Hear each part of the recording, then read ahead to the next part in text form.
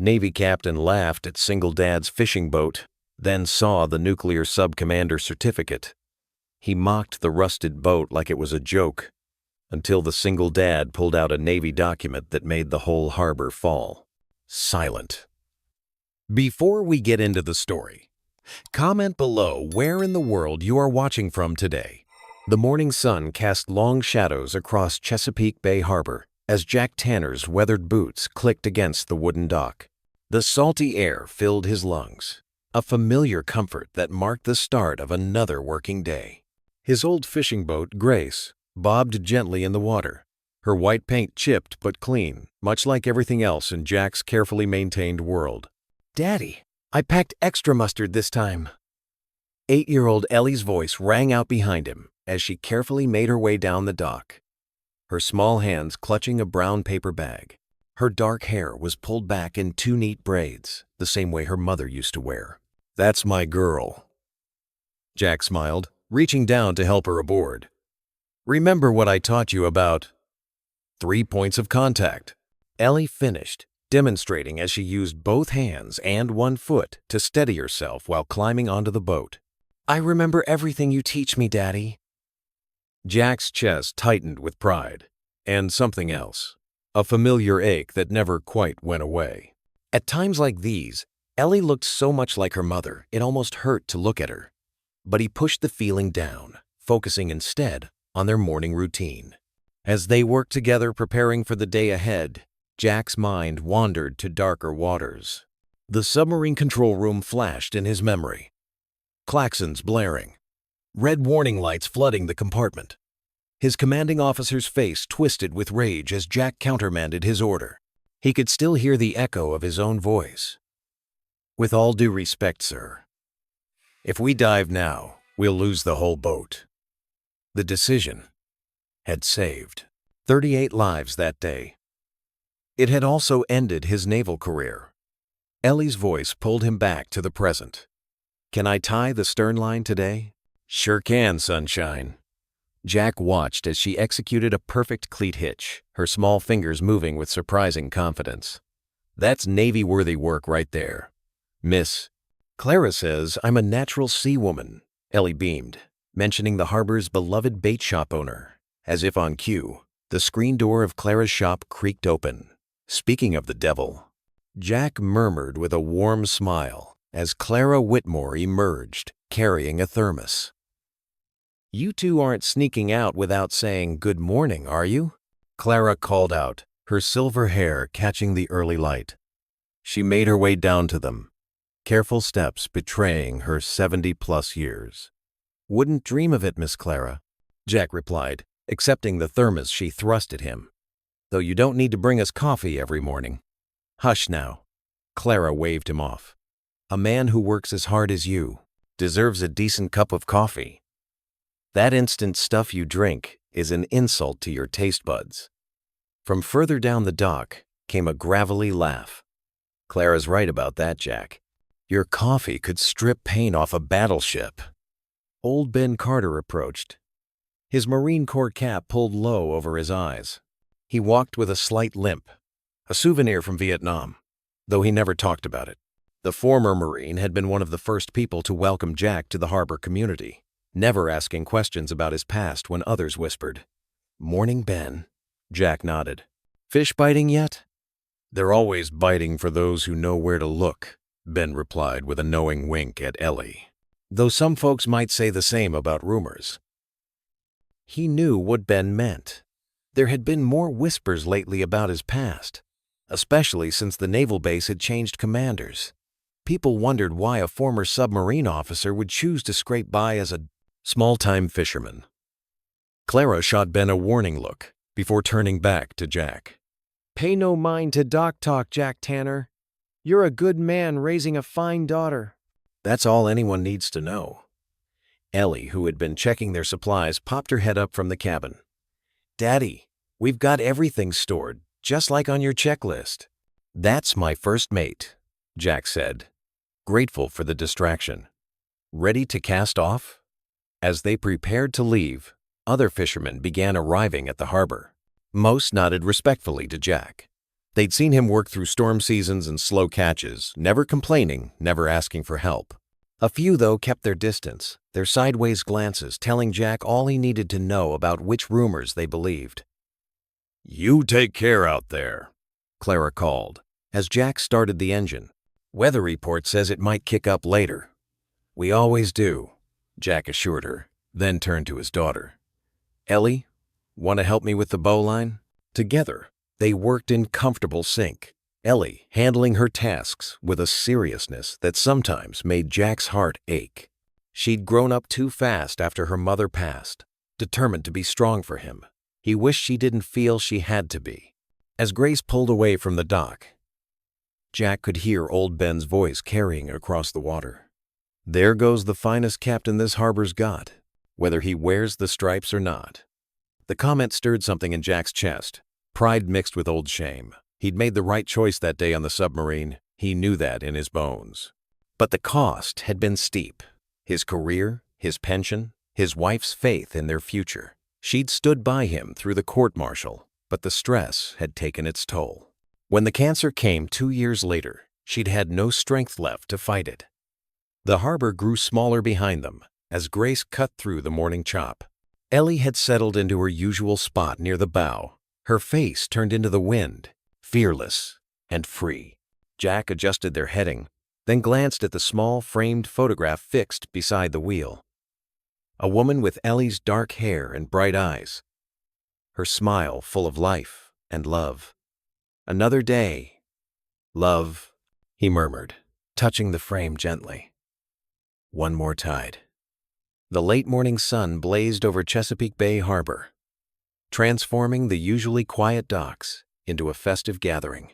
Red, white, and blue bunting draped across the weathered railings, and American flags snapped in the breeze. The annual Veterans Week boat fair had drawn a sizable crowd of locals and retired service members, their excited chatter mixing with the cry of seagulls and the gentle lapping of waves. Outside the Harbor Cafe, plastic chairs scraped against worn wooden planks as veterans shared stories over steaming cups of coffee. The aroma of fresh-baked muffins and fried fish drifted through the open door, mingling with the salty air. Captain Earl Denton held court at the largest table, his commanding voice carrying across the dock. His silver hair was perfectly combed, and his pressed khakis bore knife-edge creases, a stark contrast to the casual attire of those around him. A polished Navy captain's pin gleamed on his collar, catching the sunlight with each animated gesture. "Now that was real seamanship," Earl declared, punctuating his latest story with a firm tap on the table. "These days, they've got computers doing all the thinking. Back in my day, we navigated by the stars and our gut instincts." His audience, a mix of retired servicemen and curious locals, nodded appreciatively, even though most had heard similar tales before. Earl's attention wandered from his story as he surveyed the harbor, his sharp eyes taking in the vessels moored nearby. Most were freshly painted and gleaming for the fair, but one boat stood out like a sore thumb. The Grace sat low in the water, her white paint weathered and peeling in places. Though clean and obviously well-maintained, she was decidedly humble compared to the showcased vessels around her. A laugh burst from Earl's throat, loud and derisive. "Would you look at that floating tetanus shot?" He stood up, gesturing toward the Grace with his coffee cup. "That bathtub wouldn't pass a Coast Guard inspection if you paid them." Several people turned to look, and a small crowd began to gather. Some chuckled nervously, while others shifted uncomfortably, recognizing Jack Tanner's boat. Jack himself was on deck, methodically working to repair a fishing net. His weathered hands moved steadily through the familiar task, his expression remaining neutral despite Earl's booming voice carrying clearly across the water. He wore simple work clothes, faded jeans and a gray t-shirt that had seen better days, but there was a quiet dignity in the way he held himself. "Hey, buddy," Earl called out, encouraged by the attention. "You might want to upgrade from that piece of driftwood before it sinks." "Under you!" More awkward laughter rippled through the growing crowd. 8-year-old Ellie emerged from the Grace's small cabin, her dark hair in neat braids and her blue eyes concerned as she looked between her father and the laughing stranger on the dock. She wore her favorite overalls with a seahorse patch on the knee, the ones her father had mended 3 times because she refused to give them up. Jack paused in his work just long enough to place a gentle hand on Ellie's shoulder, giving her a reassuring squeeze before returning to the net. His silence seemed to fuel Earl's performance. "I bet that thing's held together with bubblegum and prayers," Earl continued, playing to his audience. "Probably can't even make it past the harbor mouth without, would you laugh if it was a submarine?" Ellie's clear voice cut through the chatter, silencing the crowd. She stood at the Grace's rail now, her small hands gripping the wood, chin raised as she faced Earl directly. Hung in the air like thunder before a storm. Earl's smile faltered as he processed the child's words. Several onlookers exchanged knowing glances. They knew Jack's history, even if they rarely spoke of it. Earl opened his mouth to respond, but something caught his eye. Through the Grace's cabin door, which Ellie had left open, a metal plaque was visible on the inner wall. Though tarnished with age, its engraving was clear enough to read. Cumder, Jack Tanner, U.S. Navy, USS Roosevelt. The coffee cup in Earl's hand lowered slowly. His face, red from laughter moments before, drained of color as recognition dawned in his eyes. The proud captain stood frozen on the dock, his mouth slightly open, but no words coming out. Without a word or glance toward the shocked crowd, Jack coiled his repaired net and stored it carefully. His movements were unhurried and precise as he untied the Grace's mooring lines. The boat's engine chugged to life with a steady purr that spoke of meticulous maintenance despite its aged appearance. As the Grace pulled away from the dock, the only sounds were the gentle slap of waves against her hull and the distant cry of seagulls. Jack stood at the wheel, his posture straight but relaxed, while Ellie waved goodbye to some of the regular dock workers who had gathered to watch. The morning crowd remained unusually quiet as the small fishing boat made its way toward the harbor entrance, leaving ripples in the water and unspoken questions in its wake. Earl Denton sat alone at a corner table in the harbor cafe, his coffee growing cold and untouched. The afternoon sun cast long shadows through the cafe's salt-streaked windows, but the warmth couldn't chase away the chill of embarrassment that had settled in his chest. His earlier mockery of Jack's boat now felt like lead in his stomach. Around him, the cafe buzzed with conversation. Most patrons had moved inside to escape the afternoon heat, and their whispered words drifted across the room like a persistent tide. "That's right, nuclear submarine commander, if you can believe it," a woman's voice carried from nearby. "My Henry worked at the base when it happened." "What happened?" another voice asked. "Nobody really knows. It was all hushed up." Earl's ears perked up despite himself. He gripped his coffee mug tighter, trying to appear disinterested while straining to hear more. Old Ben Carter chose that moment to slide into the chair across from Earl, his weathered face creased with knowing disapproval. "Quite a show you put on this morning, Captain." Earl shifted uncomfortably in his seat. "I didn't know who he was." "Most folks don't," Ben replied, his voice gruff but measured. "And Jack prefers it that way. What's the real story?" "Ben, you've been around here longer than most." Ben leaned back, his chair creaking under his weight. His eyes, sharp despite his age, studied Earl's face. Court-martial, about 6 years back. Jack was commanding the Roosevelt, one of our finest nuclear subs. Something went wrong during a classified mission. Details never came out, but word is he disobeyed a direct order. Earl's eyebrows shot up. In the Navy, disobeying orders was the cardinal sin. Must have been serious. "Serious enough to end his career," Ben confirmed. "But here's the thing that always struck me funny. They didn't strip his pension completely. Usually, they throw the book at officers who disobey orders, especially on nuclear vessels. But Jack got to keep some benefits. Makes you wonder what really went down."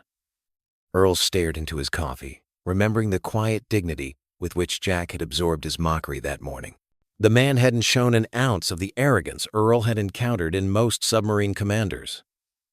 "I need to apologize," Earl said finally, standing up.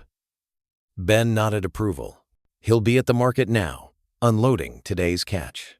Earl found Jack at the back of Peterson's fish market, methodically transferring ice-packed fish from his coolers to the store's storage. His movements were efficient, practiced the motions of a man who had learned to find peace in simple work. "Commander Tanner," Earl called out softly. Jack straightened up slowly, wiping his hands on his jeans. "Just Jack is fine, Captain." Earl cleared his throat, suddenly feeling every bit his age. "About this morning I was out of line. I didn't know." Jack cut him off, but his voice held no anger. "Boats and men both rust, Captain. No shame in it." The simple grace of the response made Earl's shame deepen. Before he could respond, rapid footsteps approached from behind. "Daddy!" Ellie came bounding around the corner, her school backpack bouncing. "Miss Peterson said I could help sort the fish."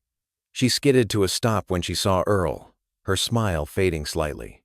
Jack's entire demeanor softened as he looked at his daughter. "Did you finish your homework first?" "Most of it," Ellie admitted. "Just have reading left." "Then that comes first," Jack said firmly but kindly. "Help me load these last few boxes, then we'll head home." Earl watched as father and daughter worked together, their movements synchronized by long practice. Ellie chatted about her day at school while Jack listened intently, asking questions that showed he remembered every detail of her previous stories. There was something profound in their simple interaction, a love that needed no grand gestures or declarations. As they finished loading the last box, Jack turned to Earl. "We need to get home. Reading time is sacred in our house." Earl nodded, words failing him as he watched Jack and Ellie climb into their old pickup truck. The vehicle's paint was faded, much like Grace's, but it started without hesitation. As they pulled away, Earl found himself whispering, "There's more to that man than he lets on." The harbor sun was setting behind Grace, painting the sky in deep crimson. The old fishing boat's silhouette stood dark against the red light, its humble outline somehow more dignified now in Earl's eyes. Morning sunlight sparkled on the harbor waters as Jack Tanner worked methodically on his fishing nets. His weathered hands moved with practiced precision, weaving through the torn sections with new cord. The salty breeze carried the calls of seagulls and the distant clanking of boat rigging. The sound of footsteps on the wooden dock made Jack look up. Earl Denton approached cautiously, balancing 2 steaming coffee mugs. His usual confident stride was replaced by something more hesitant, almost sheepish. "Thought you might need this," Earl said, extending one of the mugs. "It's from Clara's shop. Better than that instant stuff." Jack paused his work, studying Earl's face for a moment, before accepting the coffee with a quiet thanks. The rich aroma of fresh coffee drifted between them as an awkward silence settled in. Earl cleared his throat, gesturing toward Grace's exposed motor. "Couldn't help but notice yesterday that Johnson outboard's running a bit rough. I know a thing or two about engines, if you'd like a hand." Jack took a slow sip of coffee, considering the offer. His pride warred briefly with practicality. The motor did need work, and parts weren't cheap. "Wouldn't mind an extra set of hands," he finally said. Earl's face brightened. He shrugged off his jacket and rolled up his sleeves.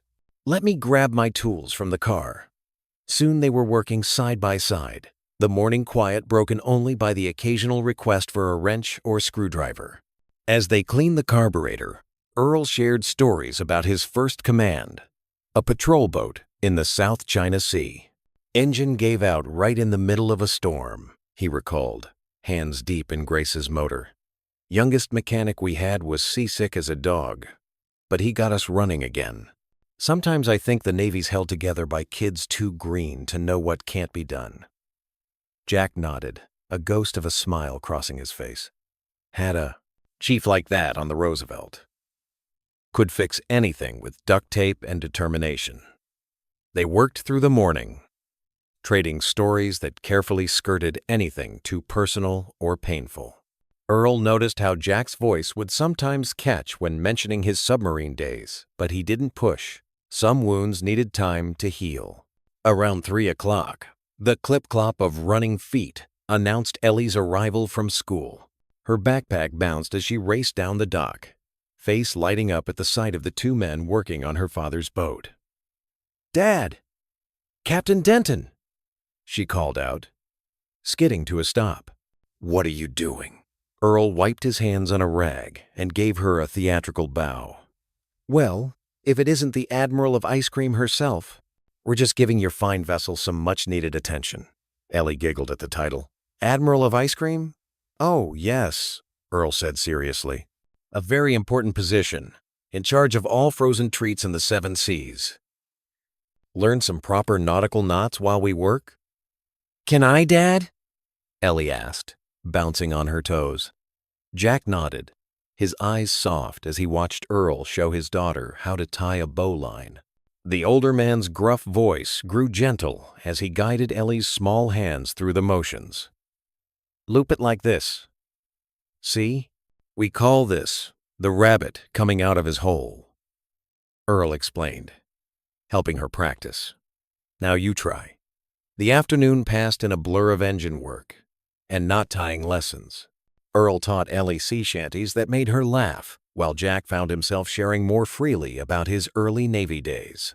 The tension that had existed between the 2 men slowly dissolved in the warm afternoon sun and Ellie's infectious enthusiasm. As the sky began to turn golden, they finally closed up Grace's motor panel. The engine purred smoothly when Jack tested it, running better than it had in months. "That should do it," Earl said, gathering his tools. His clothes were stained with grease, but his face held, a contentment that hadn't been there that morning. "Didn't expect company today," Jack said quietly, extending his hand. Earl clasped it firmly, meeting Jack's eyes. "Neither did I, son." The words carried a warmth that went beyond the fading sunlight.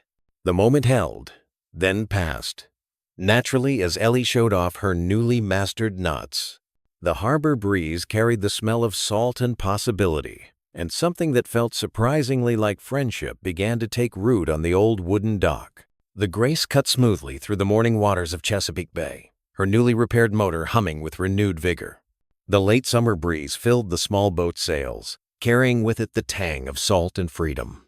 Jack stood at the helm, his weathered hands resting easily on the wheel, while Earl and Ellie sat nearby on deck chairs, unpacking their picnic lunch. "This old girl's running like a dream now," Earl commented, patting the boat's railing appreciatively. "Amazing what a little TLC can do." Ellie carefully laid out paper plates on a small folding table, her pigtails bouncing as she worked.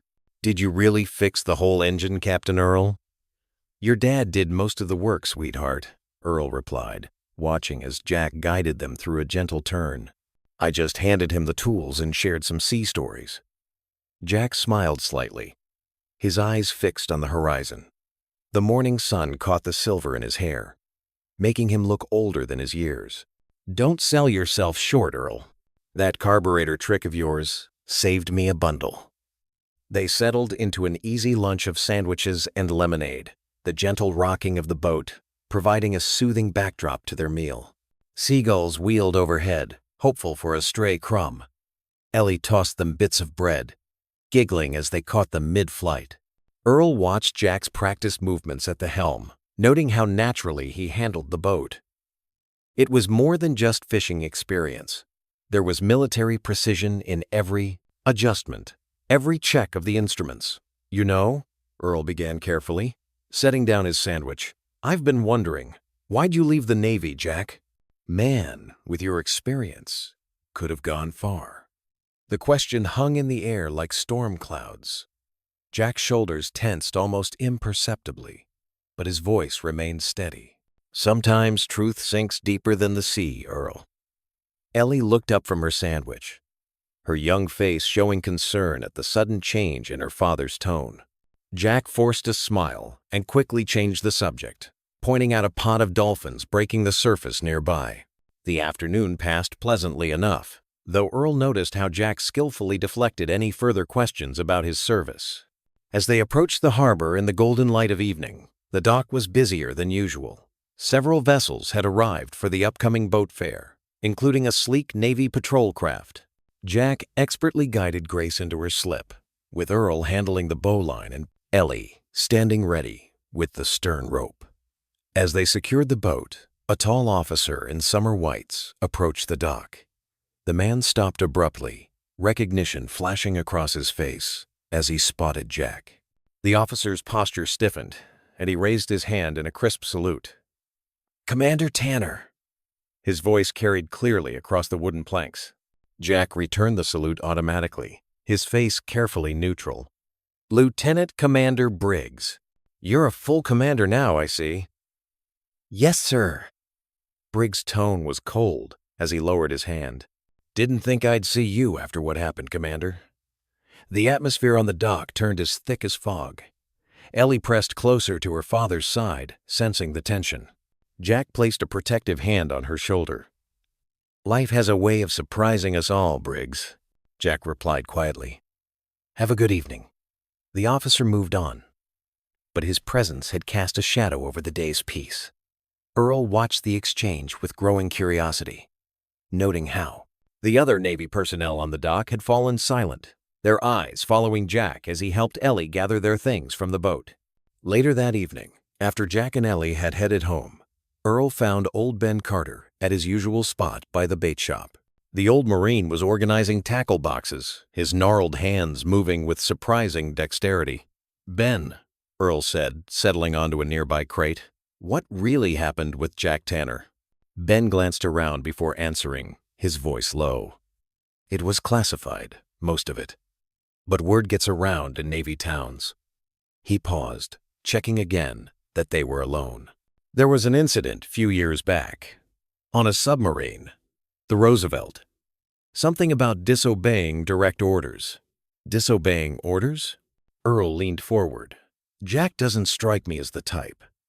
Sometimes the right thing and the ordered thing ain't the same." Ben replied cryptically. "That's all I know for certain. Whatever happened, it cost him his career. Across town, Jack was tucking Ellie into bed in their modest house.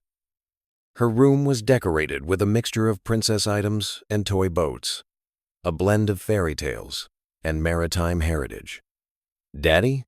Ellie asked sleepily as he pulled up her covers. "Do you miss the big boats?"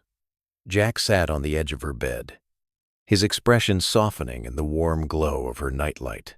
He glanced at the framed Navy commendation on his nightstand, a reminder of another life, another time. "Not the boats, honey," he said quietly, brushing her hair back from her forehead. "The men." He stared at the commendation for a long moment before turning off the light, leaving only the soft glow of Ellie's star-shaped nightlight to illuminate the room.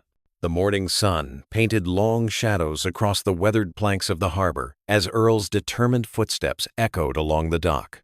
Jack was already aboard Grace, his practiced hands working through his daily maintenance routine. The excitement in Earl's stride made Jack pause, a slight frown crossing his features. Jack, I've got something," Earl called out, waving a small notebook in his hand. "Remember Commander Phillips from the Roosevelt? Well, I tracked him down through some old contacts. He's willing to—" "Stop right there."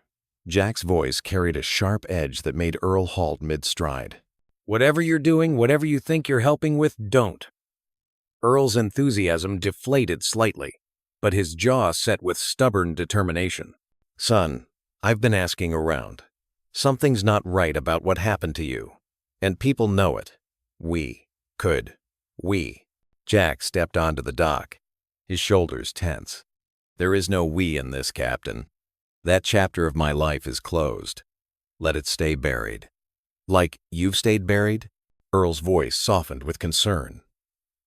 "Living on this small boat, scraping by on fishing runs when you should be." "Should be what?" Jack's eyes flashed. "Commanding a submarine? Living some different life?" He ran a hand through his graying hair, fighting to keep his composure. "You don't know what happened."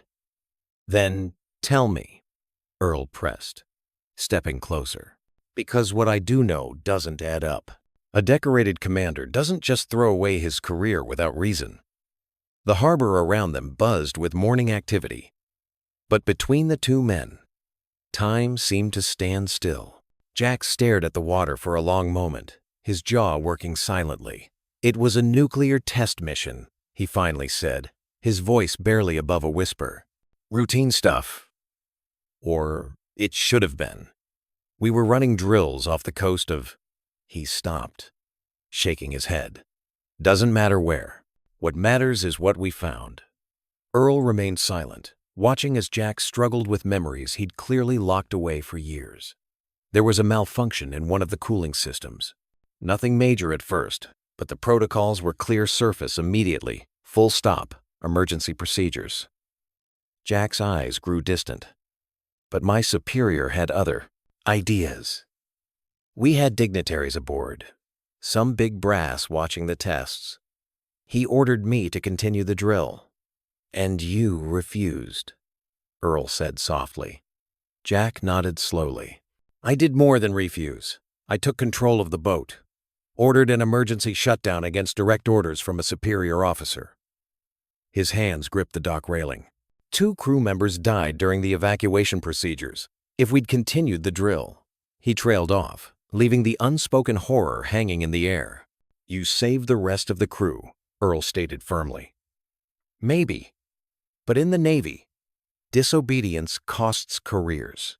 Someone had to take the fall, and I—" Jack's voice caught. "I had my reasons for accepting it." "You protected someone," Earl realized aloud. Jack's silence was answer enough. Their conversation was interrupted by the harbor master, approaching with a clipboard and a grim expression. "Mr. Tanner, we need to discuss your docking fees. You're 3 months behind, and I'm afraid I'll have it by the end of the week." Jack cut in quickly, but the harbor master shook his head. "I'm sorry, but we've been too lenient already. Without payment by tomorrow, we'll have to suspend your commercial fishing license." After the harbor master left, Earl watched Jack stare at Grace, his whole world seemingly balanced on a knife's edge. The morning sun had climbed higher, but shadows still seemed to cling to Jack's features. "Let me help," Earl offered quietly. "You can't fix this," Jack replied, his voice tired. "Any of it." The day passed in a blur of worried calculations and failed attempts to secure a loan. As dusk settled over the harbor, Jack stood alone on the pier, watching the golden light fade from Grace's worn hull. The soft sound of approaching footsteps announced Earl's return. "You fought one war already," Earl said, coming to stand beside him. "Maybe it's time to fight another, the one for yourself." Jack remained silent, his eyes fixed on the horizon where the sun was sinking into the sea. The waves lapped softly against the pilings below, a rhythmic sound that had long ago become the heartbeat of his world. Now it seemed to echo with questions he'd spent years avoiding. Night crept across the harbor, bringing with it the first stars of evening.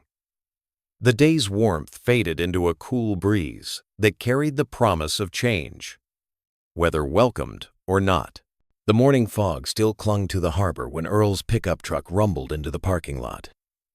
His truck bed was loaded with supplies, buckets of fresh paint, coils of new rope, and various tools. Jack looked up from where he stood on Grace's deck, coffee mug in hand, surprise evident on his weathered face. "What's all this?" Jack called out, watching Earl struggle with an oversized bucket of white paint. "Can't have you entering the Chesapeake Regatta looking like this," Earl replied, gesturing at Grace's peeling paint and worn surfaces. "She needs some love, and I've got time to spare." Jack set his mug down and crossed his arms. "Who said anything about entering the regatta?" "I did, just now." Earl's eyes twinkled with determination as he started unloading supplies onto the dock. "Come on, son. Give me a hand with these brushes." The morning air was cool and crisp as they began their work. Earl had brought everything they needed: sanders, primers, fresh paint, new ropes, and even some brass polish for Grace's few remaining metal fixtures. They started by scraping off the old paint, their movements falling into an easy rhythm. Other dock workers began arriving for the day, casting curious glances their way. Miss Clara appeared mid-morning with a box of fresh donuts and 2 thermoses of coffee. "Thought you boys might need some fuel," she said, setting everything down on a nearby bench. Her eyes swept over their work. "You know what? I've got some leftover marine paint from when we redid the shop last spring. Let me bring that over." Before long, word spread through the small harbor. Community. A group of local kids showed up with their parents' tools, eager to help.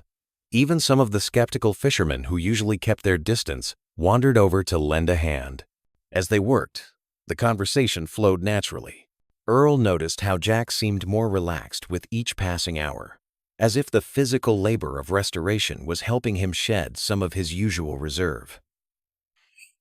"Ellie's mother would have loved this," Jack said quietly as they painted the starboard side. His brushstroke slowed. "Sarah always said Grace needed a makeover." Earl paused, sensing the weight in Jack's words. "Tell me about her," he said gently. Jack dipped his brush in the paint, taking his time before speaking. "She was the strongest person I knew. When everything went wrong with the Navy, she never lost faith in me. Not once." He swallowed hard. "She got sick while I was going through the court-martial. I couldn't even be there properly for her last months because of all the hearings." The pain in Jack's voice made Earl's chest tighten. "The submarine incident," he said carefully. "You mentioned it. Cost lives." Jack nodded, his eyes fixed on his work. "We were running tests on new nuclear protocols. My superior officer made a call I knew was wrong. Could have led to catastrophic failure. I countermanded his order." He wiped his forehead with his sleeve. "Saved the boat and crew, but 3 men were injured in the emergency shutdown. My career was over, but at least no one died." "You did the right thing," Earl said firmly. "Maybe, but Sarah paid the price too.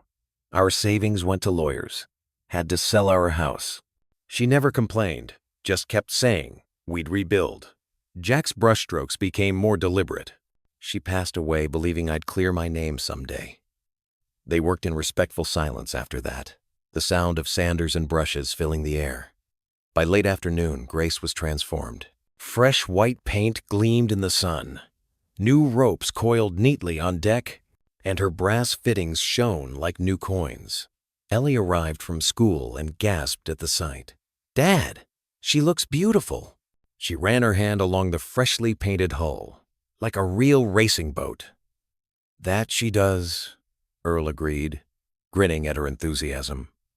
Miss Clara appeared again, this time with a picnic basket.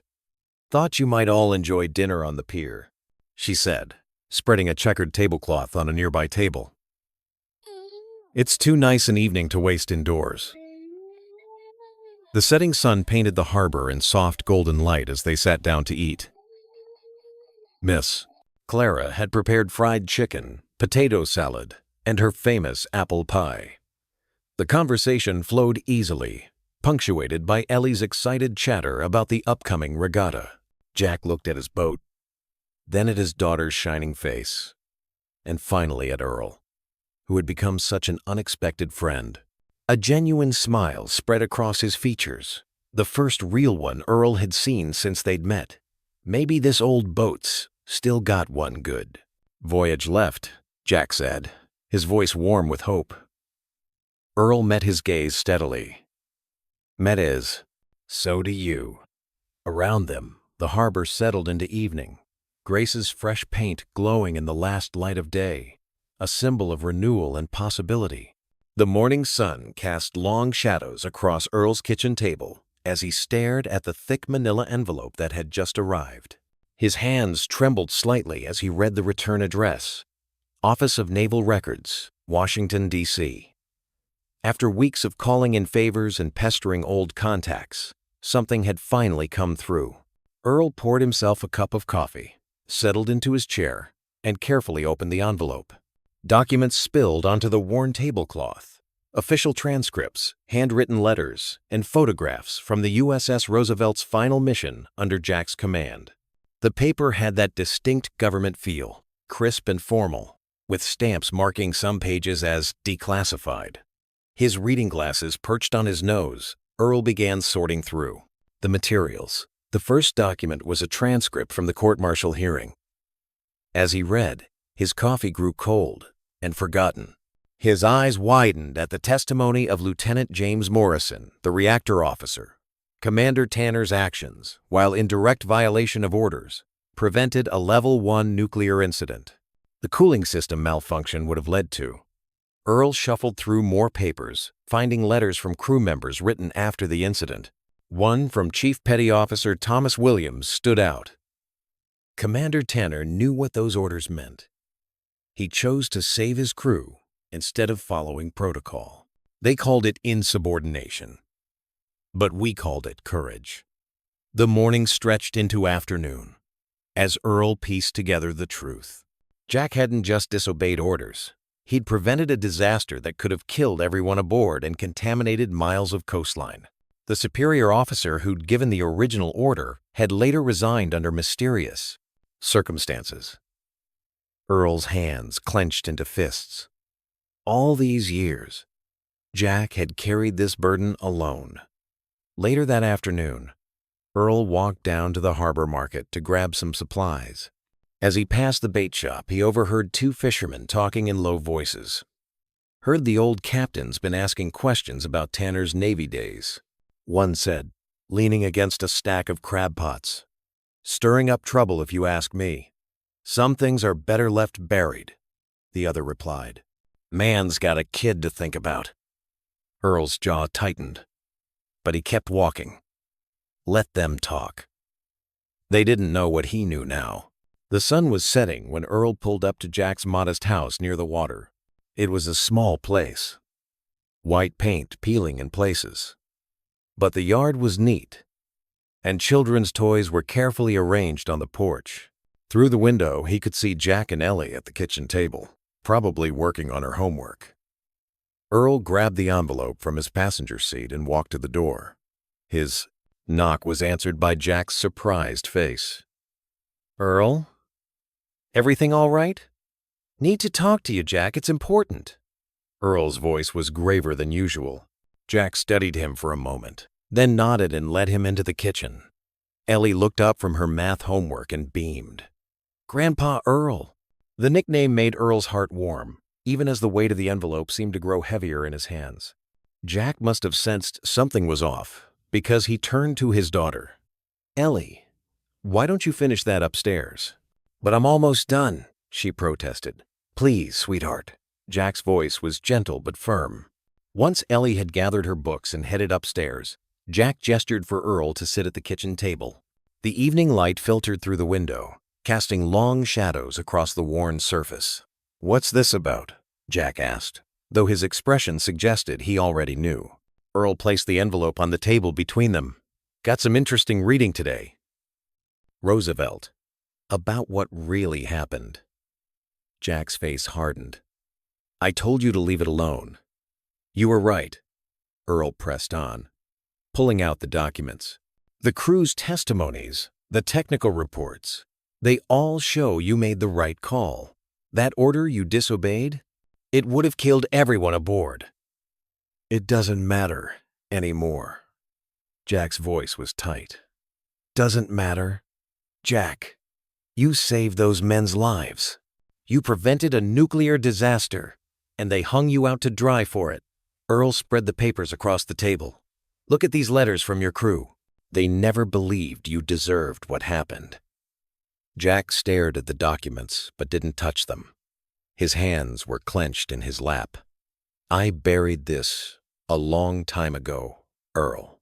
I made my peace with it." "Peace?" Earl's voice rose slightly. "Is that what you call this? Living in shame for doing the right thing? Your daughter deserves to know her father's a hero, not don't." Jack's word cut through the air like a knife. "Don't. Bring Ellie into this." As if summoned by her name, they heard footsteps on the stairs. Ellie appeared in the doorway, her eyes moving between the two men and the papers scattered across the table. "Daddy?" she said softly. "Grandpa Earl says the truth doesn't rust." The simple wisdom of her words hung in the air. Jack looked at his daughter, and something shifted in his expression. Pain, pride, and love warred across his features. "Sometimes it sinks," he said quietly, his voice barely above a whisper. The kitchen fell silent, except for the distant sound of waves through the open window, eternal as truth itself. The harbor sparkled like scattered diamonds in the early morning light as crowds gathered along the weathered docks. Grace, freshly painted in crisp white and navy blue, bobbed gently at her mooring. The old fishing boat had been transformed through weeks of dedicated work. Her brass fittings gleamed, new ropes coiled neatly on deck, and even her worn timbers seemed to stand prouder. Jack stood at the helm, his calloused hands resting lightly on the wheel. He wore his old Navy cap, faded but clean, and a simple white shirt that Ellie had insisted on ironing the night before. The morning breeze carried the familiar scents of salt water and tar, mingling with the excitement buzzing through the growing crowd. "Ready to show them what a real boat can do?" Earl called out as he climbed aboard, wearing his full-dress uniform despite the casual nature of the event. His brass buttons and medals caught the sun. "Ready as we'll ever be," Jack replied quietly, helping Ellie aboard. She wore a blue sailor dress and had tied her hair back with a ribbon that matched Grace's new paint. The other contestants were already heading out to the starting line, sleek, modern vessels with gleaming hulls and state-of-the-art equipment. Their crews cast dubious glances at Grace as they passed, but Jack kept his eyes forward, focused on the course ahead. "Remember what I taught you about the winds here, Ellie?" Earl asked as they prepared to cast off. "Yes, sir," she beamed. They shift west after noon because of the warm air rising from the land. "That's my girl," Jack smiled, pride warming his voice. "Why don't you take the forward watch position?" The starting horn blared across the water. Grace's old engine chugged to life, and they pulled away from the dock to cheers and waves from the townspeople. Miss Clara's voice carried clearly over the others. "Show 'em what you've got, Jack Tanner." The racecourse wound through the bay's channels, around marker buoys, and back to the harbor.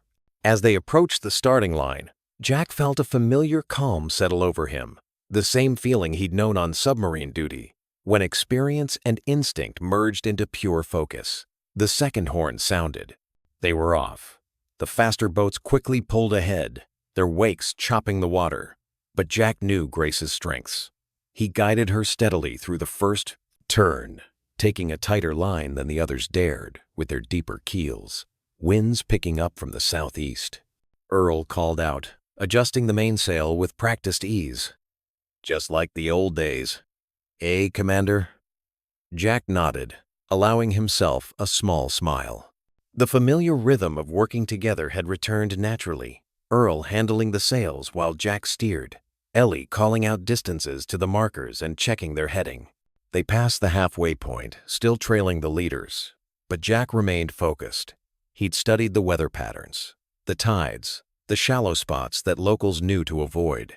When the wind shifted exactly as Ellie had predicted, they were ready. While the other boats tacked widely to catch the new wind direction, Grace cut inside, riding the current Jack knew ran close to shore. They gained steadily, passing one boat, then another. "That's it, Dad!" Ellie shouted as they moved into third place.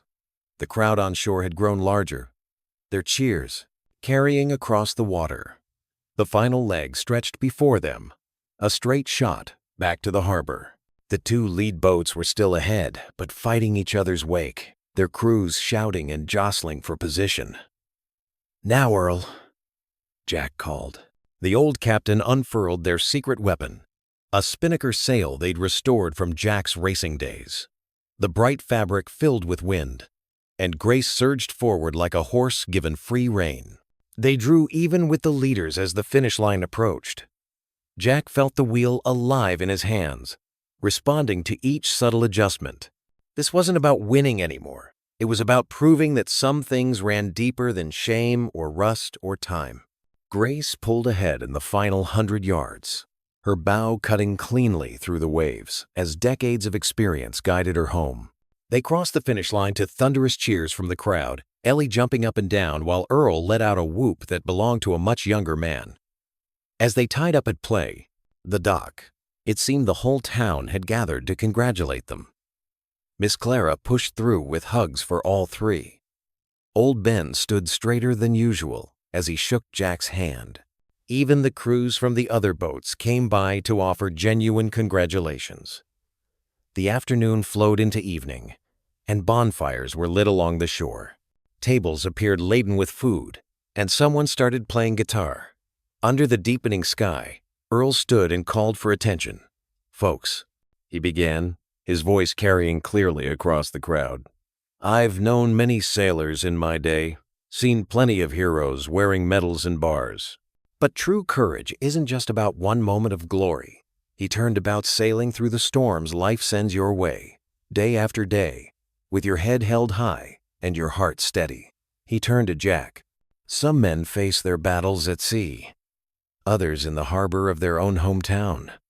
But real heroes are the ones who keep their course true, through shame and storms alike." A hush fell over the Prend gathering. Jack felt Ellie's small hand slip into his. As Earl continued, today wasn't just about winning a race. It was about a community coming together, about faith restored, and about second chances that are earned through grit and grace. The crowd burst into applause. Someone pressed a glass into Jack's hand, and he found himself being urged to speak. Looking around at the familiar faces, some who had doubted, others who had helped, all who were here now, he raised his glass. "To second chances," he said simply. "To second chances." The crowd echoed as fireworks burst overhead, painting the harbor in cascading colors of gold and silver, reflecting off Grace's newly painted hull and the shining faces of friends old and new. The morning sun had barely risen when Jack heard the first car doors slam outside his modest waterfront home. He pushed aside the thin curtain, and his heart sank. At least 5 news vans lined his usually quiet street, their satellite dishes reaching toward the sky like metal fingers. Behind them stood 3 official-looking Navy vehicles, their dark windows reflecting the orange morning light. "Daddy?" Ellie appeared in her pajamas, rubbing sleep from her eyes. "Why are there so many people outside?" Jack's throat tightened. "Just some folks who want to talk, sweetheart. Why don't you go get dressed? We might need to stay at Aunt Clara's today." As Ellie padded back to her room, Jack's phone buzzed. Earl's name flashed on the screen. He ignored it, his jaw clenching as camera flashes started popping through his front windows. A firm knock echoed through the house. Jack opened the door to find Captain Marcus Reynolds, Naval Internal Affairs, flanked by 2 junior officers. Behind them, reporters jostled for position, microphones thrust forward like weapons. "Commander Tanner," Reynolds said, his voice carrying across the lawn, "the Navy has formally reopened the inquiry into the USS Roosevelt incident. We need to discuss your involvement." The words hit Jack like a physical blow. He'd buried that pain years ago, sealed it away where it couldn't hurt Ellie. Now, it was all spilling out into the morning light. "Commander Tanner," a reporter shouted. "Is it true you endangered your entire crew? Did you deliberately disobey direct orders? What really happened on the Roosevelt?" Jack's hands trembled as he closed the door on the chaos. He called Clara, who promised to pick up Ellie through the back door.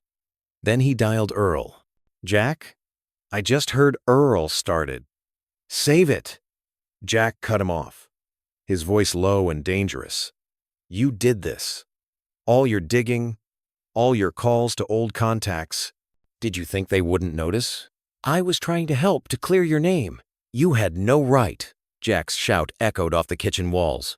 "No right to drag this back up. I have a daughter to protect. A life we built here. And now," he choked on the words.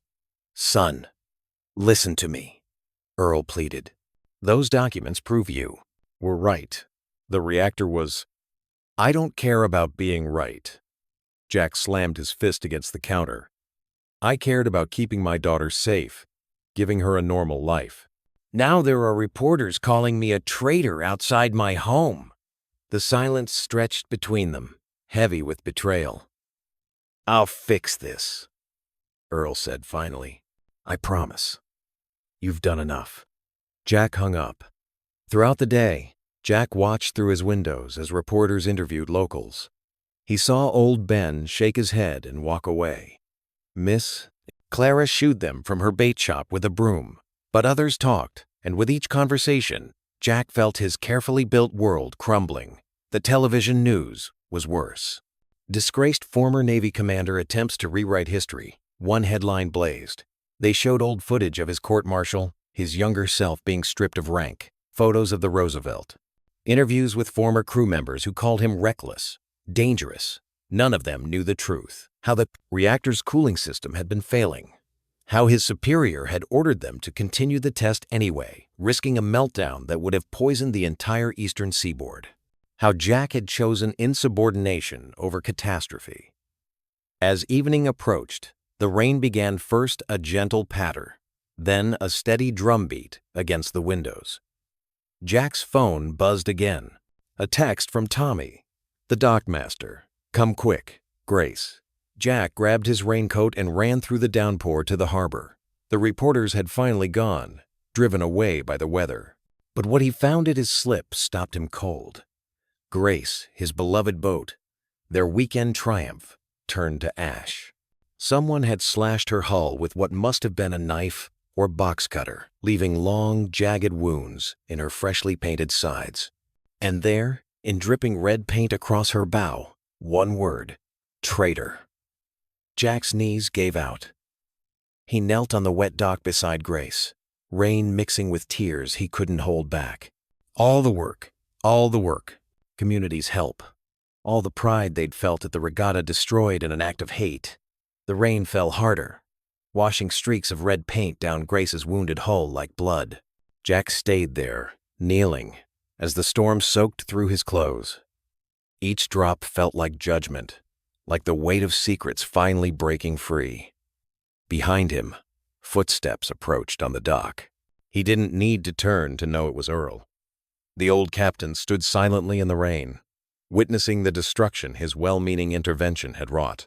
The wind carried the faint sound of Earl's voice. Oh my God. Jack? But Jack didn't respond. He just knelt there beside Grace as the rain fell, watching red paint bleed into the dark harbor waters below. The morning after, the vandalism dawned gray and heavy with unshed rain. Earl's weathered pickup truck crawled down the narrow street to Jack's house, its tires crunching on loose gravel. The news vans had finally dispersed, leaving only torn paper cups and cigarette butts in their wake. Earl's hands trembled slightly as he reached Jack's front door. Before he could knock, he noticed fresh scratches in the wood where reporters had taped their business cards. Taking a deep breath, he rapped 3 times. Jack? He called softly. It's Earl. Please, just give me 5 minutes.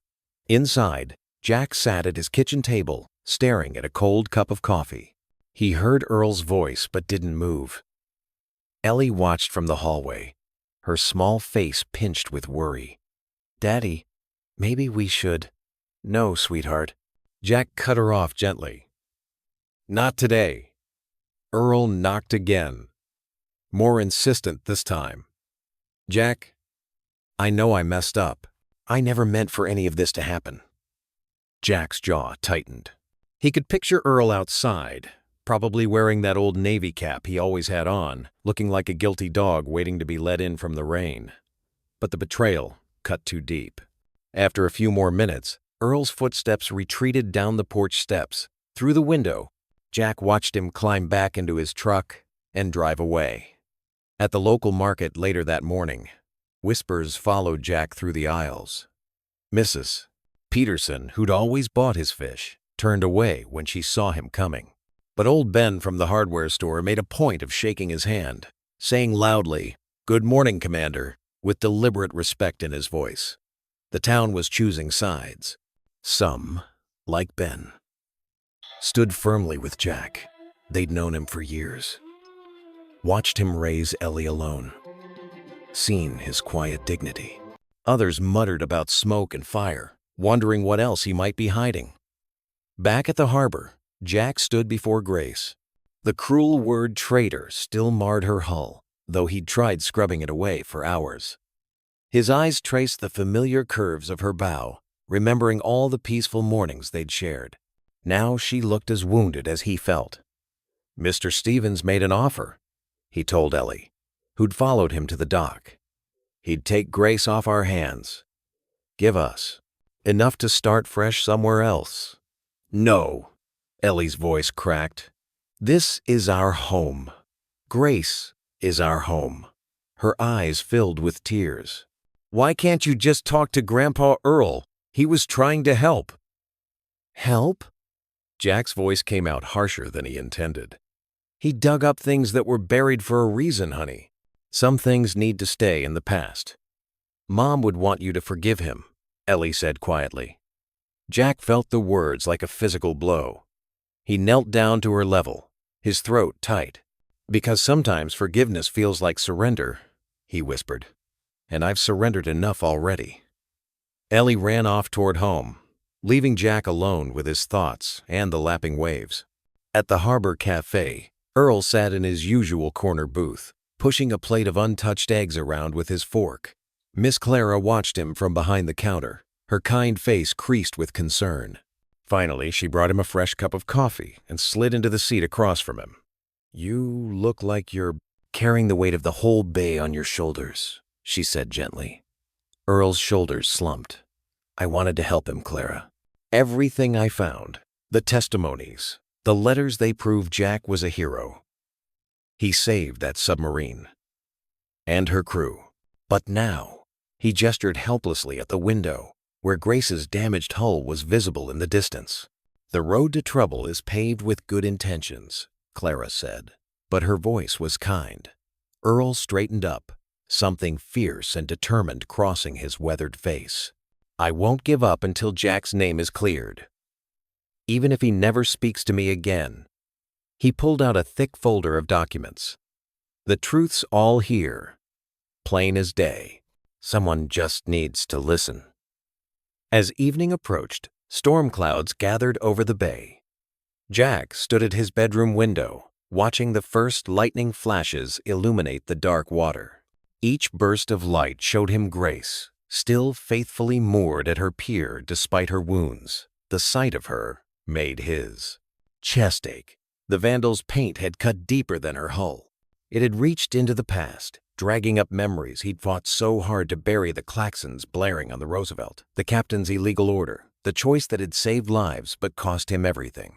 He'd learned to live with the weight of it all, found peace in his simple life with Ellie and Grace. Now that peace was shattered, and he wasn't sure he had the strength to rebuild it again. Another flash of lightning split the sky. In its brief illumination, Grace's silhouette stood proud against the gathering storm.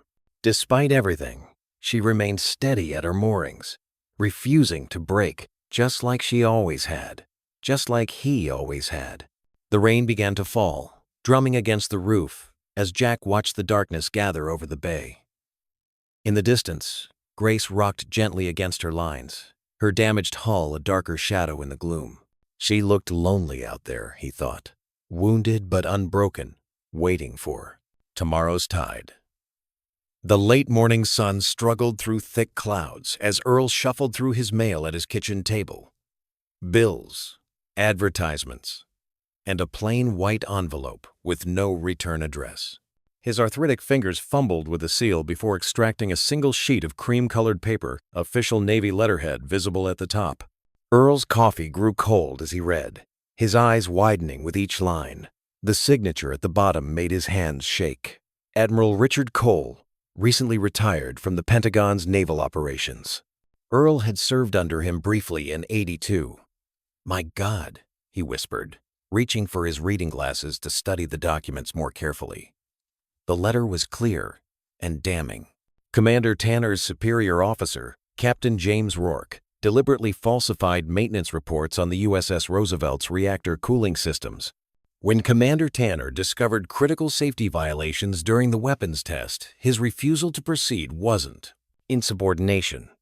It was the only action that could have prevented catastrophic failure. Earl's throat tightened as he read the enclosed copies of the original mission orders. The margins were filled with handwritten notes detailing systematic negligence, all in Captain Rourke's distinctive scrawl.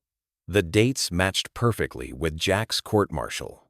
"That lying bastard," Earl muttered, his coffee completely forgotten. He spread the papers across his kitchen table, arranging them chronologically. The story they told was clear. Jack had discovered dangerous reactor maintenance shortcuts just hours before a scheduled weapons test. When he'd refused to proceed, Rourke had ordered him relieved of command and forced the test forward anyway.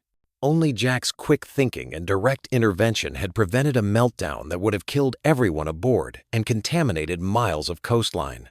Instead of being celebrated as a hero, he'd been silenced and dishonorably discharged to protect Rourke's career. Earl's hands clenched into fists.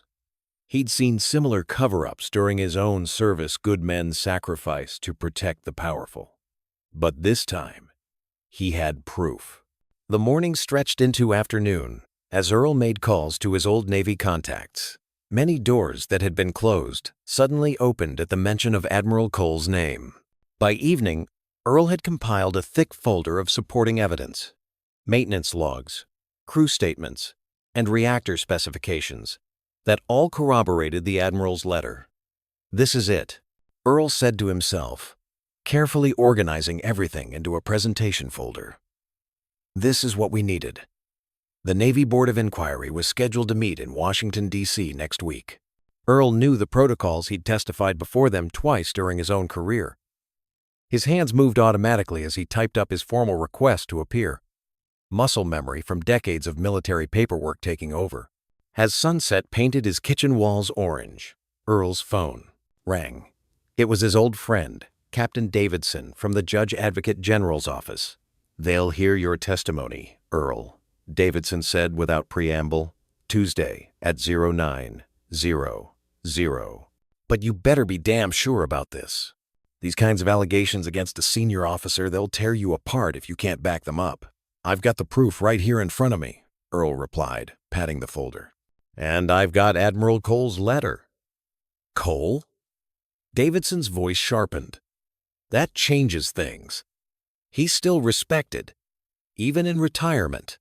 This could actually work." After hanging up, Earl sat in his darkening kitchen, staring at the folder. The magnitude of what he was about to do settled over him like a heavy blanket. He was going to challenge the Navy's official story, accuse a decorated captain of negligence and fraud, and try to restore the reputation of a man who barely spoke to him anymore. Damn the consequences, Earl muttered, standing up. He grabbed his keys and the folder, heading for his truck. The drive to Jack's small house took only minutes, but Earl's heart pounded with every turn.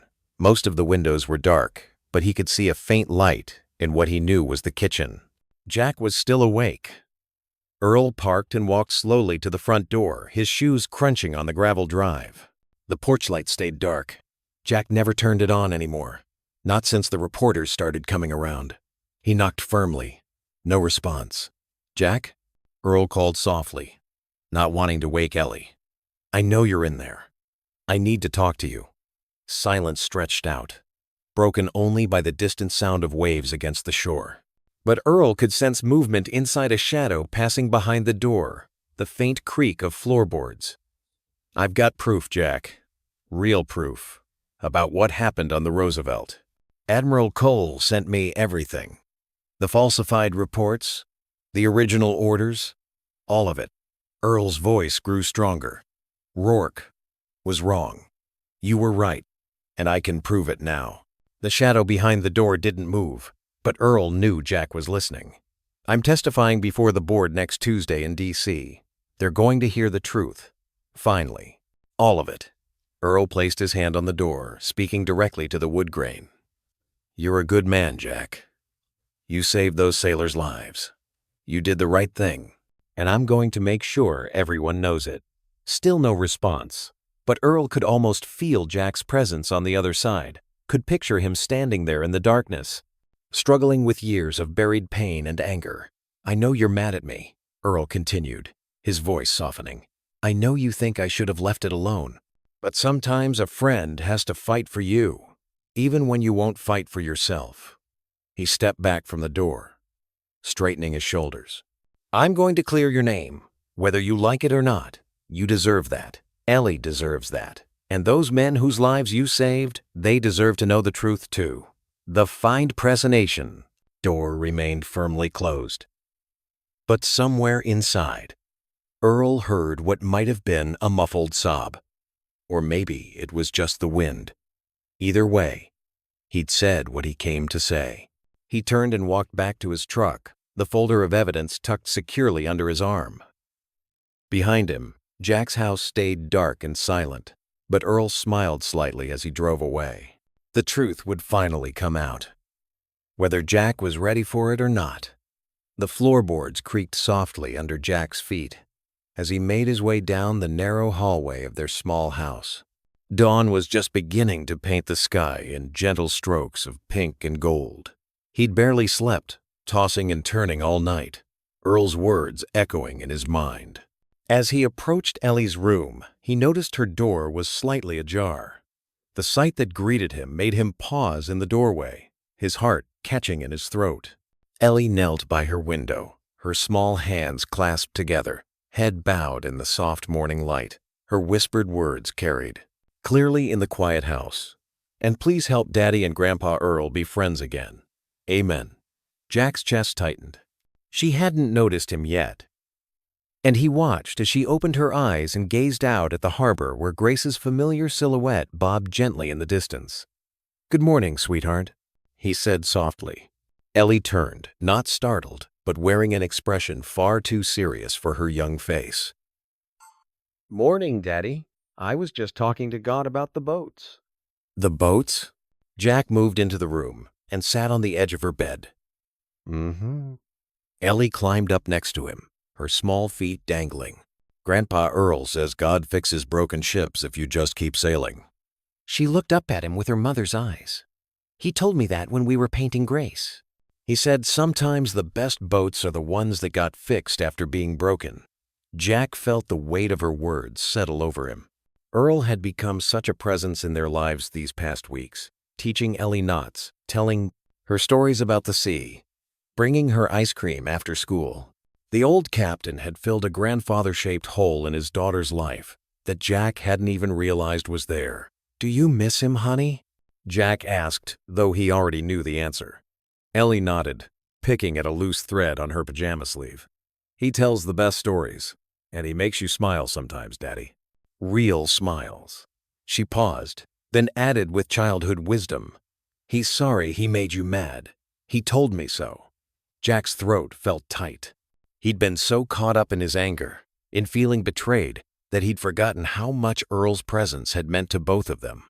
The old captain had brought color back into their lives, like fresh paint on Grace's weathered hull. "Daddy?" Ellie's voice was small. "Are we going to leave? Because of the mean words on Grace?" Jack pulled her close, remembering how she'd cried when she'd seen the vandalism on their boat. "No, sweetheart, we're not running away." The words came out, stronger than he expected, and he realized he meant them. He thought about Earl, probably sitting alone at his usual spot in the cafe, still fighting for Jack's honor when Jack himself had given up. The old man's stubborn loyalty, even in the face of Jack's anger, spoke of something deeper than mere guilt or obligation. "Actually," Jack said, looking down at his daughter, "I think it's time we went on a little trip." Ellie's eyes widened. "Where?" "To Washington, D.C. To help Grandpa Earl tell some important people the truth about the submarine." Jack nodded, feeling a weight lift from his shoulders. About the submarine, about everything.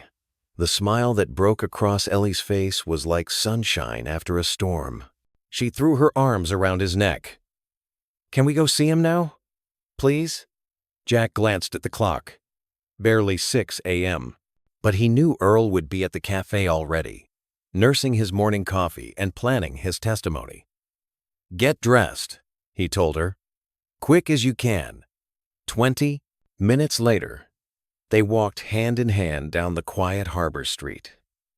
The morning air was crisp, with the promise of autumn, and seabirds wheeled overhead, their cries echoing across the water. As they approached the cafe, Jack saw Earl through the window, sitting alone at his usual corner table, papers spread out before him. Jack squeezed Ellie's hand, then pushed open the door. The bell chimed softly. Earl looked up, surprise flickering across his weathered face. For a moment, neither man spoke. Then Ellie broke free and ran to Earl, who opened his arms automatically to catch her in a hug. "Easy there, Admiral," Earl said, his voice rough with emotion. Over Ellie's head, he met Jack's eyes, uncertainty clear in his expression. Jack walked to the table, his steps measured. The morning sun streamed through the window, catching the silver in Earl's hair, highlighting the deep lines of worry in his face. This proud old sailor who had swallowed his own pride to help a man he'd once mocked. A man who had become family. "Heard you're heading to Washington," Jack said quietly. Earl nodded, his hand still resting protectively on Ellie's shoulder. "That's the plan." "Need some company?" The words hung in the air between them. Earl's eyes widened slightly, then filled with understanding.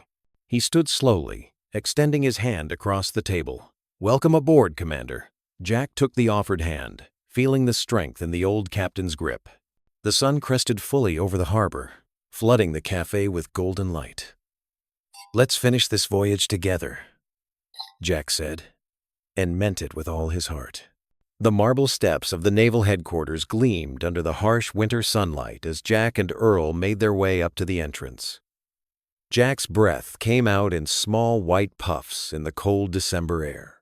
His dress uniform, pulled from the back of his closet after years of disuse, felt stiff and foreign against his skin. "You ready for this?" Earl asked, his own metals catching the light. Jack nodded silently, his jaw tight. The security checkpoint felt like passing through a portal to his past life. Their footsteps echoed off the polished floors as they followed a young ensign through the maze of corridors.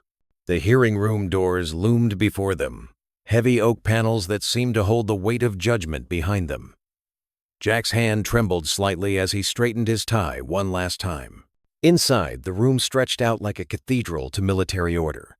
3 long tables formed a U-shape at the front, where 7 senior officers sat in their dress blues, their faces carved from stone. Rows of wooden chairs filled the rest of the space, occupied by various officers and officials. Jack recognized a few faces from his submarine days. Some looked away. Others offered slight nods of acknowledgement. Admiral Richard Cole sat at the center of the panel, his silver hair and weathered face reflecting decades of service. His eyes met Jack's with an now unreadable expression. "This hearing is now in session," Admiral Cole announced, his voice filling the hushed room. "We are here to review new evidence regarding the USS Roosevelt incident and the subsequent court-martial of Commander Jack Tanner." Jack and Earl took their seats at the small table facing the panel. The leather chair creaked under Jack as he sat, his back straight as a mast. The familiar scent of polished brass and starched uniforms brought back a flood of memories. Earl stood first when called to testify. His usual boisterous manner was replaced by a dignified gravity that commanded attention. He pulled out a worn leather folder and began laying out letters on the table before him. "Distinguished members of the board," Earl's voice rang clear and strong. "I present to you letters from crew members of the USS Roosevelt, men who served under Commander Tanner during the incident in question." He lifted the first letter. "This is from Chief Petty Officer James Martinez, Reactor Division." Earl's voice grew passionate as he read. Commander Tanner's decision that day wasn't just about disobeying an order. It was about choosing between blind obedience and preventing a nuclear catastrophe. He knew the reactor readings were critical, despite what command was telling us. His actions saved not just our boat, but potentially the entire eastern seaboard. One by one, Earl presented more letters. Each told a similar story of a commander who chose conscience over career, of a leader who protected his men at the cost of his own future. Jack sat perfectly still, his eyes fixed forward, but his hands clasped tightly in his lap. These men, Earl continued, his voice thick with emotion, some of whom risked their own careers to write these letters, all tell the same truth. The order Commander Tanner disobeyed would have resulted in disaster. The subsequent cover-up destroyed a good man's career to protect those who were truly at fault. The Admiral and his subsequent panel listened intently, occasionally conferring in whispers. When Earl finished, a heavy silence filled the room. "Commander Tanner," Admiral Cole said finally, "would you like to address this board?" Jack stood slowly, his chair scraping against the floor in the quiet room. He looked at the faces before him, men who held his future in their hands once again. But this time was different. This time he wasn't standing alone. "Sir," he began, his voice low but steady, "for years I've lived with the consequences of that day. I've watched my daughter grow up in the shadow of my disgrace. I've sailed a fishing boat instead of a submarine." He paused, drawing a deep breath. "But if I had to make that choice again, to follow orders that would have killed my crew or to save those men, I would make the same decision every time." His voice grew stronger as he continued. "The cost was my rank, my career, my reputation. But those men lived. They went home to their families. They had children. Built lives." Jack's eyes met Admiral Cole's directly. "If saving men cost me my rank, I'd pay it again." The silence that followed felt like the pressure at crushed depth. Admiral Cole studied Jack for a long moment before speaking. "This board will need time to deliberate on the evidence presented today," he announced. "We will reconvene tomorrow morning at 0900 hours with our decision." The gavel's sharp crack echoed through the room. Jack and Earl gathered their papers slowly as the room emptied. Neither spoke until they were outside in the gathering darkness. The cold air bit at their faces as they stood on the steps of the building that had just heard Jack's truth after all these years. The city lights were starting to twinkle in the early evening gloom, and traffic hummed in the distance. They stood there, two naval officers, one disgraced, one retired, waiting for a verdict that could change everything or nothing at all.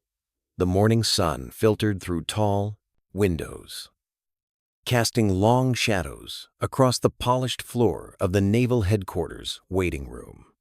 Jack Tanner sat rigidly in his chair, his weathered hands clasped tightly in his lap. Next to him, Earl fidgeted with his tie, both men dressed in their best suits, though Jack's was slightly worn at the elbows. A young petty officer appeared at the door. "Commander Tanner, Captain Denton, the board will see you now." Jack stood slowly, smoothing his jacket. Earl gave him an encouraging nod as they followed the officer back into the hearing room. The space felt different today, somehow both smaller and more imposing. Morning light streamed through tall windows, illuminating the faces of the gathered officers. Admiral Richard Cole sat at the center of the long oak table, his expression unreadable. Commander Lewis Briggs, who had been so confrontational during yesterday's testimony, now sat quietly to one side, his eyes downcast. The room smelled of coffee and polish and tradition. "Please be seated," Admiral Cole said, his voice carrying clearly across the room. Jack and Earl took their places at the simple table, facing the board. Jack could feel his heart pounding against his ribs, but he kept his face carefully composed. He'd learned long ago that a commander never shows fear, even when facing his own judgment. The Admiral picked up a document, adjusting his reading glasses. The rustle of paper seemed impossibly loud in the hushed room. Jack noticed Earl's hand gripping the edge of their table, knuckles white with tension. "Commander Jack Tanner," Admiral Cole began formally. "This board has reviewed all evidence presented regarding the USS Roosevelt incident, including recently declassified documents, crew testimonials, and expert analysis of the vessel's technical data from that day. He paused, removing his glasses and looking directly at Jack. We have also taken into careful consideration the testimony provided yesterday by Captain Earl Denton and was yourself. Jack sat perfectly still, the way he used to on silent running drills, when even a whisper could give away position. The morning light caught the brass buttons on the Admiral's uniform, sending little flashes across the room. It is the finding of this board, Admiral Cole continued, his voice taking on a warmer tone, that your actions aboard the USS Roosevelt were not only justified, but demonstrated the highest traditions of naval leadership and moral courage. Jack felt something catch in his throat. Beside him, Earl let out a small, choked sound. The evidence clearly shows that you faced an impossible choice. Follow orders that would have led to catastrophic failure of the reactor systems, or disobey those orders to save your crew and vessel. The Admiral's voice grew stronger. You chose to protect your men and prevent what could have been a nuclear disaster. That decision cost you your career, your reputation, and years of your life. The Admiral stood, and the entire room rose with him. Commander Tanner, this board hereby fully exonerates you of all charges. Your nuclear submarine commander certificate is reinstated, effective immediately. Your service record will reflect the truth of your actions, and a commendation for extraordinary courage will be added to your file. Jack blinked rapidly, feeling moisture gathering in his eyes. He struggled to maintain his composure as Admiral Cole stepped around the table, drawing himself to attention. "Welcome home, Commander," the Admiral said softly, raising his hand in a crisp salute. Jack returned the salute, his arm steady even as a tear finally escaped down his cheek. The room remained silent, but he could feel the weight of history lifting from his shoulders with each passing second. Earl was beaming beside him, no longer bothering to hide his own emotions.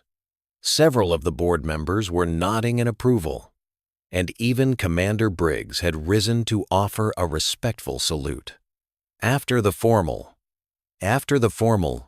Commander Briggs at a present and raid my 9, into now use of the term, whether dismissal. Jack and Earl made their way through the marble halls toward the building's entrance. Their footsteps echoed off the walls, past the portraits of stern-faced admirals and the battle flags of centuries of naval history. The morning air outside felt fresh and clean, like the first breath after surfacing from a deep dive. They stopped at the top of the steps, looking out over the city. The American flag snapped crisply in the breeze above them. Earl turned to Jack, clasping his shoulder firmly. His eyes were bright with pride and satisfaction. "Told you, the sea remembers the truth," he said, his voice gruff with emotion. Jack looked at his friend, thinking of Grace bobbing in her harbor slip back home, of Ellie's prayers by the window, of all the years of quiet dignity and hidden pain. He thought of second chances and the way the tide always returns. "Maybe it also forgives," he replied softly. The harbor buzzed with excitement on a perfect autumn morning. Chesapeake Bay's waters sparkled like scattered diamonds under the bright sun, as townspeople gathered around Jack Tanner's restored fishing boat, Grace. American flags fluttered from every corner of the vessel, and rows of white folding chairs lined the dock. Miss Clara from the bait shop had spent hours decorating the pier with red, white, and blue bunting. Old Ben, wearing his pressed marine dress uniform, helped direct people to their seats. The whole town seemed to have turned out fishermen in clean shirts, shopkeepers who'd closed early, and families with children who'd been let out of school for the occasion. Jack stood at Grace's helm, tugging uncomfortably at the collar of his newly pressed navy dress uniform. The brass buttons gleamed in the sunlight, and his commander's stripes looked stark and fresh against the dark fabric. After years of wearing worn fishing clothes, the uniform felt strange, like putting on someone else's skin. Earl Denton appeared at his side, also in full dress. Uniform, his chest heavy with medals. "Stop fidgeting, son," he said quietly. "You've earned this moment." Ellie sat nearby in a pretty blue dress, swinging her legs and beaming with pride. She'd helped polish every brass fitting on Grace until the boat sparkled like new. "Daddy looks like the pictures again," she whispered to Earl, who squeezed her shoulder gently. A group of Navy officers in formal whites made their way down the dock, led by Admiral Richardson from the Board of Inquiry. The crowd fell silent as they approached. Jack straightened his spine, muscle memory from years of service taking over. "Commander Tanner," the Admiral began, his voice carrying across the water, "we gather today not just to reinstate your rank and honors, but to right a wrong." He gestured to an aide who stepped forward with a polished wooden case. "Your nuclear submarine commander certificate. Fully reinstated." The Admiral opened the case, revealing the gold-embossed document, along with your micarta, body ope embossed, medals for distinguished service in the Navy Cross, which should never have left your possession. Jack's hands trembled slightly as he accepted the case. He could feel the weight of every eye on him, but it was Ellie's gaze that steadied him. Her mother's eyes, looking back at him with pure joy. The Admiral stepped back, and Earl moved to the center of Grace's deck. He cleared his throat, looking out over the gathered crowd. "When I first saw Jack Tanner," Earl began, his voice rough with emotion, "I made the worst kind of mistake. I judged a man by the rust on his boat instead of the strength of his character." He paused, glancing at Jack. "But sometimes God gives us second chances to see the truth." Earl's voice grew stronger as he continued. "I've served with hundreds of sailors in my career, but I've never known a finer officer or a better man than Jack Tanner. He chose to sacrifice everything to save his crew, then bore that sacrifice in silence for years, asking nothing, expecting nothing." Tears glistened in Earl's eyes. That's what real honor looks like, folks. Not in the shine of medals or the cut of a uniform, but in the quiet courage of a man who does what's right, no matter the cost. Jack stepped forward then, the wooden case clutched in his hands. The microphone squealed slightly as he adjusted it, and he had to clear his throat twice before speaking. "These honors," he said softly, "they don't belong just to me." He looked down at Ellie, who smiled encouragingly. "They belong to my late wife, Sarah, who never lost faith in me, even when I lost faith in myself." His voice cracked slightly. "And they belong to my daughter, Ellie, who taught me that sometimes the bravest thing you can do is just keep sailing, even when the storm seems too strong." He turned to Earl. "And they belong to a friend who reminded me that truth, like the tide, always finds its way home." The crowd burst into applause, and several fishermen let out piercing whistles. Miss Clara wiped tears from her eyes with her apron, and old Ben stood at rigid attention, offering a perfect salute. As the formal ceremony concluded, people began mingling on the dock and deck. Congratulations flowed freely, along with Miss Clara's famous lemonade and cookies. The atmosphere felt like a hometown festival, with children running between adults' legs and old stories being shared with new enthusiasm. Jack found a quiet moment to lean against Grace's railing, watching the scene with wonderment. Earl joined him, 2 paper cups of lemonade in hand. "Quite a difference from that first day at the cafe," Earl said, passing him a cup. Jack nodded, smiling. "Grace has come a long way since being called a bathtub." "We all have, son. We all have." The late afternoon sun had begun its descent toward the horizon, painting the bay in sheets of gold. The water glittered like liquid amber, and a gentle breeze carried the salt-sweet scent of the sea. Ellie appeared suddenly, between them, wrapping her arms around Jack's waist. "I'm so proud of you, Daddy," she said, squeezing tight. The crowd, sensing a moment, broke into fresh applause. Jack held his daughter close, feeling the weight of his reinstated medals, the warmth of the setting sun, and the love of his community wrap around them like a protective embrace. The tide sparkled with sunset gold, and Grace rocked gently beneath their feet, as if the old boat too was joining in the celebration of truth, finally finding its way home. The morning sun painted the Chesapeake Bay harbor in shades of amber and gold, its gentle rays dancing across the rippling water like scattered coins. A warm breeze carried the mingled scents of fresh paint, sawdust, and salt air across the weathered docks, where a large canvas banner fluttered proudly between two tall wooden poles. Project Grace, restoring lives, one hull at a time. The bold blue letters caught the light, casting soft shadows that swayed with each gust of wind.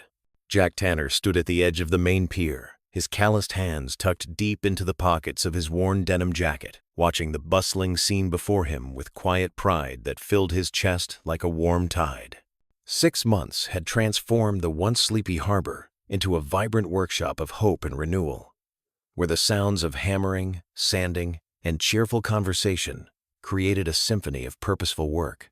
Dozens of veterans, their faces bearing the weathered lines of service and sacrifice, worked alongside eager local volunteers, breathing new life into old boats that many had written off as beyond saving. The air itself seemed different now, charged with possibility and determination. Where once there had been only the lonely cry of seagulls and the gentle lapping of waves against empty docks, now there was the steady rhythm of restoration. The harbor had awakened from its slumber, transformed into something Jack had never dared to imagine during those dark months, when shame had been his only companion. "Mr. Tanner," called out Tommy, a 12-year-old boy with unruly brown hair and a paint-splattered t-shirt that bore more colors than a rainbow. His sneakers squelched against the wet dock as he bounded over, his face bright with enthusiasm. "Can you help us with this sanding? We're not sure if we're doing it right. And Mrs. Peterson said you'd know exactly what to do." Jack's weathered face creased into a genuine smile, the kind that reached his eyes and chased away the shadows that had lived there for so long. He walked over with measured steps to where Tommy and 2 other neighborhood kids were hunched over an old skiff, their small hands gripping sandpaper blocks with the fierce concentration only children could muster. The boat's hull showed patches of fresh work alongside areas still scarred by years of neglect. "Remember what we learned about going with the grain?" Jack asked gently, kneeling beside them on the dock. He demonstrated with slow, deliberate movements, his experienced hand gliding smoothly along the weathered wood. "The boat tells you which way it wants to be touched, just like people tell you how they want to be treated.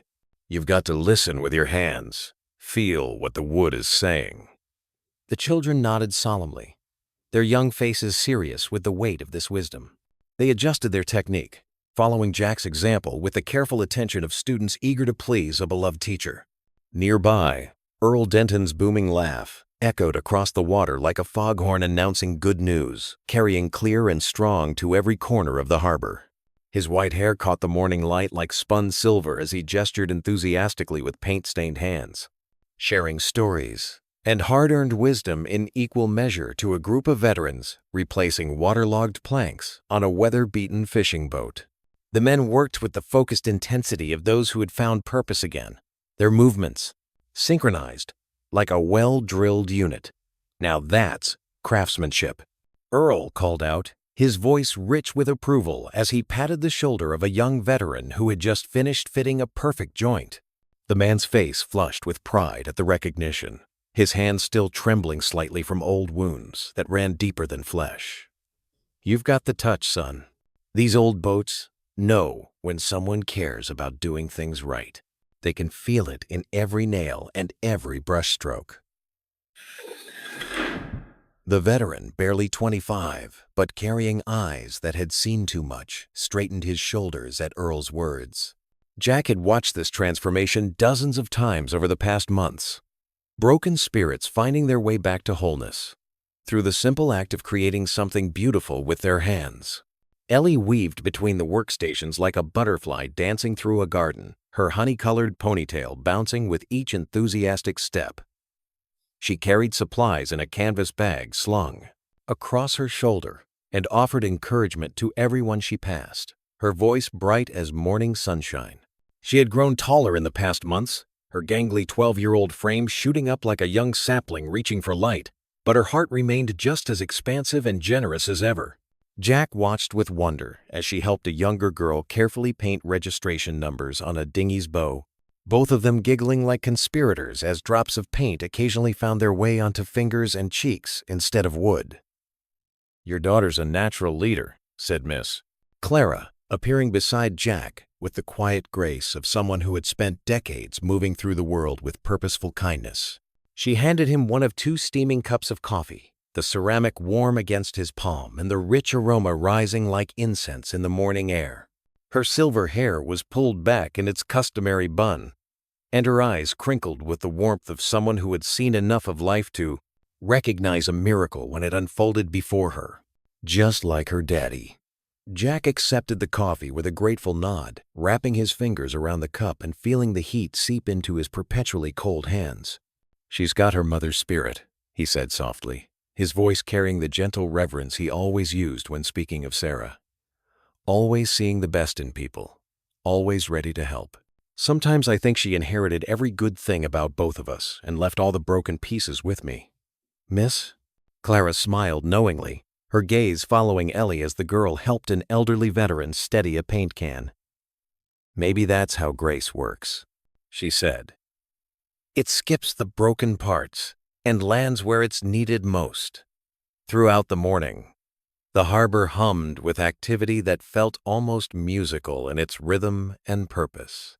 Veterans who had once felt lost and adrift found new meaning in the steady work of restoration, their hands rediscovering skills they thought they'd forgotten. Some arrived each day with haunted eyes and trembling hands, remnants of battles fought in distant places, but found unexpected peace in the rhythmic motions of sanding and painting.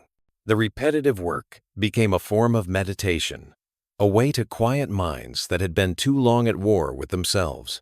Others, who had struggled to connect with family and friends after their service, forged new friendships over shared tasks and quiet understanding. They spoke in the shorthand of those who had seen the same shadows, offering comfort without words and support without judgment. Jack had watched former strangers become brothers, their bond forged not in combat, but in the gentle work of bringing beauty back to forgotten things. Near noon, when the sun had climbed high enough to chase away the morning chill, Jack climbed aboard Grace with the familiar confidence of a man returning home. The boat that had once drawn mockery and whispers now gleamed with fresh paint and polished brass fittings that caught the light like stars. Every plank had been lovingly restored, every joint sealed with care, every detail attended to with the precision of craftsmen who took pride in their work. He ran his weathered hand along her railings, the smooth wood warm beneath his palm, remembering with crystal clarity the day 6 months ago when Earl had first proposed the ambitious idea of Project Grace. "Every broken boat is just waiting for someone to believe in it again," Earl had said, his voice carrying the conviction of a man who had discovered truth. "Just like every broken spirit, sometimes all it takes is one person willing to see past the damage to the beauty underneath." The program had started small and humble, just 3 boats and a handful of volunteers who weren't entirely sure what they were doing. But word spread quickly through veteran networks and local communities like ripples expanding across still water. Soon, donations of tools and materials poured in from unexpected places. Retired craftsmen offered their expertise freely, eager to pass on skills learned over lifetimes of work. Local families brought homemade food for the workers, creating impromptu picnics on the docks. The harbor transformed into something more than just a workplace. It became a sanctuary where healing happened one careful brushstroke at a time. Jack moved slowly to Grace's stern, where a small brass plaque now hung like a beacon of memory and hope. "In memory of Sarah Tanner, who taught us grace never fails." The metal had been polished to a warm glow, and someone, probably Ellie, had placed a small bouquet of wildflowers beneath it. He touched the plaque gently with reverent fingers, thinking of his late wife and how her face would have lit up seeing this place now, seeing the way broken people had found each other and created something beautiful together. Earl climbed aboard with heavy but sure footsteps, his weight familiar on the newly reinforced deck. The boat barely rocked, under his substantial frame a testament to the quality of their restoration work. "Quite a sight, isn't it?" he said, joining Jack at the polished railing and gazing out over the bustling harbor with satisfaction written across his weathered features. "Never thought I'd see the day when my big mouth actually led to something good instead of just causing trouble."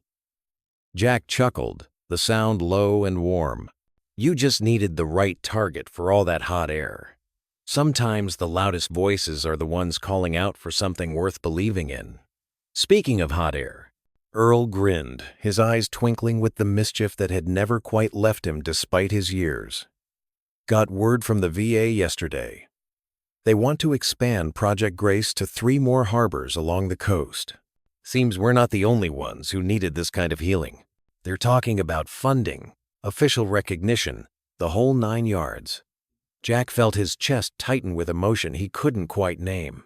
The idea that their small experiment in grace could spread, could touch other lives in other places, seemed almost too wonderful to believe. Below them on the dock, Ellie's clear voice rang out as she organized a group of younger children painting bright, whimsical fish designs on a rowboat's freshly sanded hull. Her confidence had bloomed alongside the program like a flower, finding perfect soil, her natural ability to comfort and encourage others shining through in everything she did. She moved among the children with the easy authority of someone born to lead, offering gentle corrections and enthusiastic praise in equal measure. Remember, Daddy says every brushstroke is like a prayer, she told her young crew, her voice carrying the wisdom of someone far beyond her 12 years. We're not just fixing boats. We're helping hearts heal. So we have to paint with love, not just with our hands.